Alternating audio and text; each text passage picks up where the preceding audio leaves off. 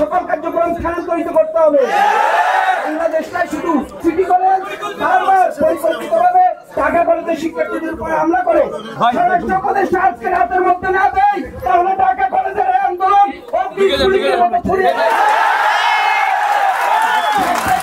184 বছর বয়সে এরকম ঘটনা ঘটে নাই। আওয়ামী লীগের দুষ্কৃতিকারীরা এবং সন্ত্রাসীরা সিটি কলেজ পুলিশের কর্মকর্তারা এবং সেনাবাহিনী কর্মকর্তারা এই সরকারকে সম্পূর্ণভাবে ব্যর্থ করার জন্য করেছে। আমাদের 184 বছরের ইতিহাসে কখনো অধ্যক্ষের কার্যালয়ে এসে পম্পিং করে না। যদি স্বরাষ্ট্র উপদেষ্টা আজকের হাতের মধ্যে না দেয়, তাহলে ঢাকা কলেজের এই আন্দোলন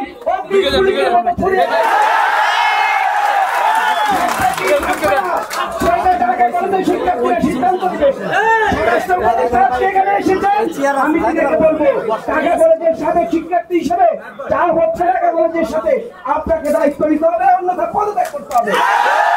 আজকে ঢাকা কলেজে আসবেন, আজকে রাতেই আসবেন। আমি আবারও রিপিট করছি, 184 বছর বয়সে এরকম ঘটনা ঘটে নাই। আজকে এই সিটি কলেজ বারবার পরিকল্পিতভাবে ঢাকা কলেজের শিক্ষার্থীদের উপর হামলা করে আপনারা দেখেছেন। আমাদের ইন্টারের শিক্ষার্থী যেভাবে বর্ণনা দিয়েছে, করোনার সূত্রপাত কিভাবে হয়েছে। সুতরাং সিটি কলেজের এই জায়গায় সাজলাবের মতো ডানমুন্ডির আবাসিক জায়গায় থাকার কোনো নৈতিক অধিকার নেই। 7 দিনের মধ্যে সকল কার্যক্রম স্থানান্তরিত করতে হবে। বাংলাদেশটাই শুধু উপমহাদেশের বিকশিত হয়, বাংলাদেশের শিক্ষা ব্যবস্থা বিকশিত হবে। ঢাকা কলেজের শিক্ষার সুষ্ঠু পরিবেশ নিশ্চিত করতে হবে। তার জন্য যা অবস্থা এখন যা কথা সব দূর করতে হবে।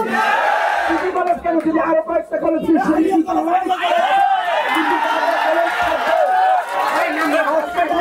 যদি বিতর্কিত হয়,